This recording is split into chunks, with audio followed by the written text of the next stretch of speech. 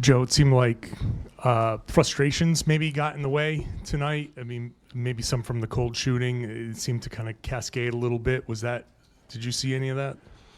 Yeah, I think we played a high-level defensive game in the first half, and I thought we fought for great shots. And when I thought that was one of the times where lack of shot making just kind of took a toll on our defense over time, and they made some tough ones, especially late in the clock. And you work the best you can to defend at a high level, regardless of the result at the other end. But I thought that got the best of us a little bit, and they made theirs. We don't see that from this team much anymore. We've seen it in the past, but we don't see it much anymore. Is this just something that, hey, just one of those nights, or what leads to what's become a rare loss in composure?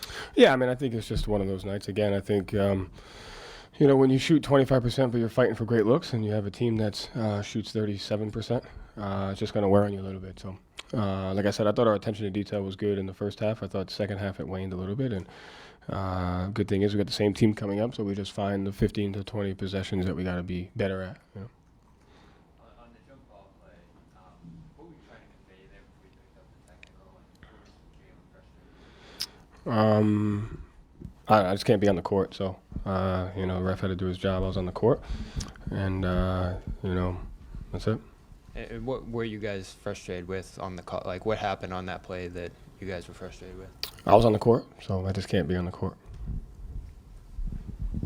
Joe, you talked about the shot making, and you've talked about the last time you played Chicago, how these guys are a much better three-point shooting team this year. They kept pace with you guys in attempts. What did you see from them that allowed them to do that, and on your end too, that allowed them to get up that many threes? Yeah, I mean, I think, again, some of those came off offensive rebounds. I'd say the ones that we have to take away are the ones that came off offensive rebounds and the ones that came late in the clock, whether it's an inch-out read or, we have a good individual defense and they make a one-more pass. I don't know the total transition numbers. It felt like we did a better job guarding them in the transition for somewhat of the game, but it's just there's 10 to 12 that you got to fight to make sure you take away.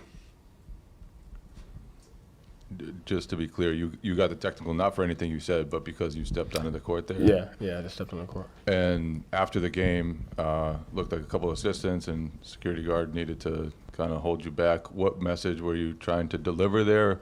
I just hadn't seen them in a while, so just a Merry Christmas, Happy Holidays. I wasn't sure I was going to see them before the holiday, and you just can't let a moment go by to where you wish someone, just the best, to them and theirs and their families. That moment, obviously, from the sound of it, you didn't agree with the technical there, but you had cut it to 3, and then all of a sudden you get a tech, and then Jalen gets a tech, and then Tatum gets a tech soon after that. Is there something to learn there about how quickly a game can go sideways? And what to do in that moment when things are going against you? Yeah, I mean, you're always learning things. So at the end of the day, we just got to be better. Like I said, I can't go on the court. Like you said, cut it to 3. It's a game where some things aren't going our way. Just got to be better.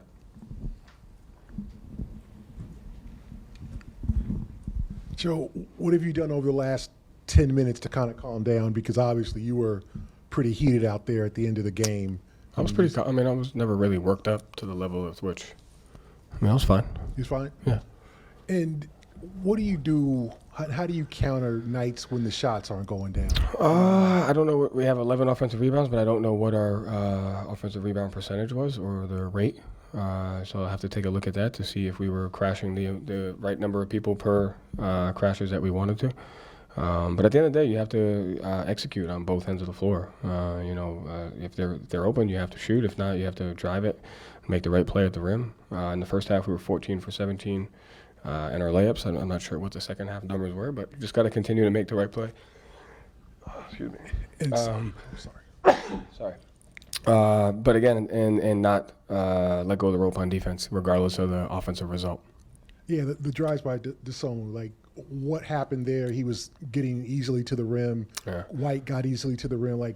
Why did you guys let go? Well, it's a catch-22 when you want to take away their threes. I mean, it's a similar situation to us, so your individual defense is important. Like I said, I thought our first half we executed the details defensively well, and I thought the second half we just kind of have to be better at the individual tendencies, what they like to do, and then just, what we want to take away from them. the early minutes for Springer tonight. What went into that decision, and what you see from him out there? Just match the speed that they play with overall. I thought, he does a good job on the offensive glass and his individual defense, and just kind of wanted to match the speed there. I thought he played well. Thanks.